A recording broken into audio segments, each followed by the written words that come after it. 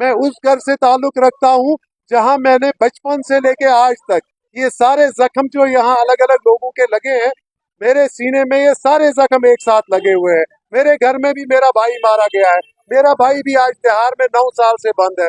मेरे भी मतलब चाचा और चाची जो है उनको शहीद किया गया था। ये सारे दुख दर्द जो है ये मेरे सीने में भी है। हमारा भी एक मामा जी आज तक लापता है। तो इसीलिए मैं इन लोगों का दर्द समझता हूँ जो दूसरे सियासतदान नहीं समझ सकते।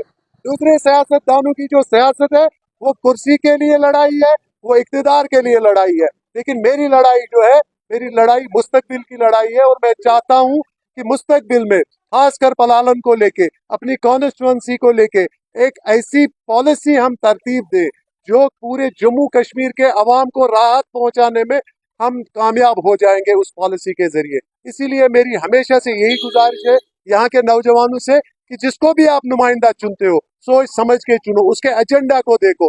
पहले भी हमने एक डायरेक्शन दे दी कि हमारा जी ये मामला है कि इंजीनियर रशीद को रिहा करो, लेकिन मैंने उस टाइम भी कहा था एक इंजीनियर रशीद वहाँ बंद नहीं है, वहाँ लाखों लोग जो है, हजारों लोग बंद है, लाखों लोग हमारे जो है उन पे के सरों पे एफआईआर है।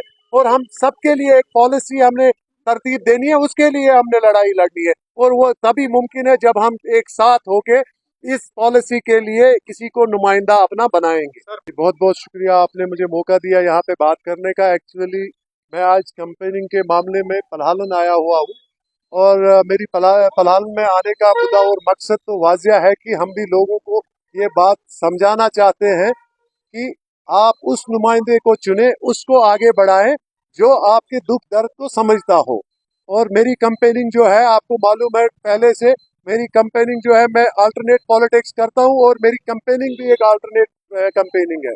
मैं हमेशा कोशिश करता हूं कि डोर टू डोर जाके लोगों की काउंसलिंग करूं, उनको समझाऊं, उनका जो है सियासी शऊर उसको बेदार करूं।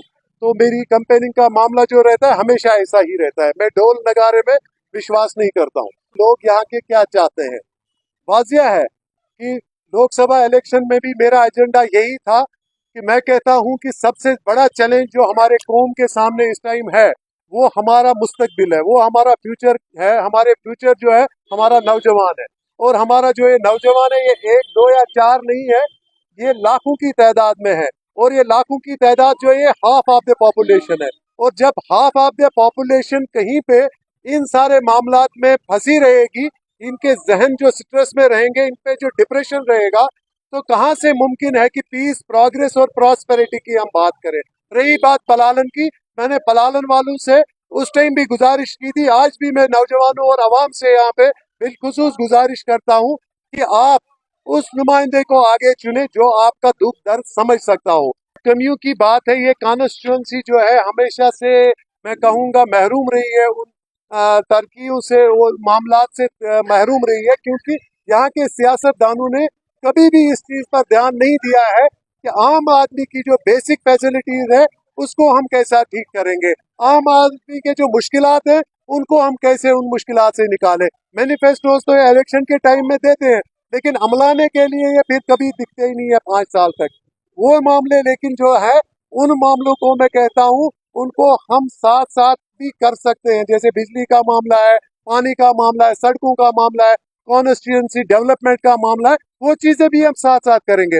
लेकिन उससे बड़ा जो चैलेंज है हमारे पास, हमारा मुस्तकबिल है। जब आपके पास आपका मुस्तकबिल ही नहीं रहेगा, आप सियासत किस पे करेंगे बाद में। इसीलिए मेरा हमेशा से यही है कि जो हमारा अनएम्प्लॉयड यूथ है उसकी भी एक बहुत बड़ी तादाद है यहाँ पे। उसके अलावा जिनके सरों पे एफआईआर है, जो नादानी में उन्होंने बचपन में जो गलतियां करी थी, उन गलतियों का वो तो मतलब सजा भी काट चुके हैं और आज उन्होंने रियलाइज भी किया है उस सिचुएशन को।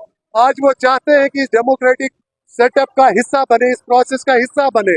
लेकिन जब आज इलेक्शन होते हैं, आज भी उनको या तो मुचलके पे रिहा किया जाता है या तो आज भी उनको एक रात वहाँ पे इलेक्शन वाली जो रात है वो थानों में गुजारनी है। इसीलिए पहले जरूरी ये है कि इन नौजवानों के सरों से ये जो अताब इन पे है, ये जो अजाब इन पे, इनके जो जहन जेलों में बंद है, उनको पहले हमें रिहा करना है। ये पॉलिसी के लिए हमने पहले एक जो आवाज है वो उठानी है, ताकि बाकी जो मामलात है वो हम सब जवान जो है, हम सब लोग जो है फिर मिल बैठ के उन पे भी आवाज उठा सकते हैं।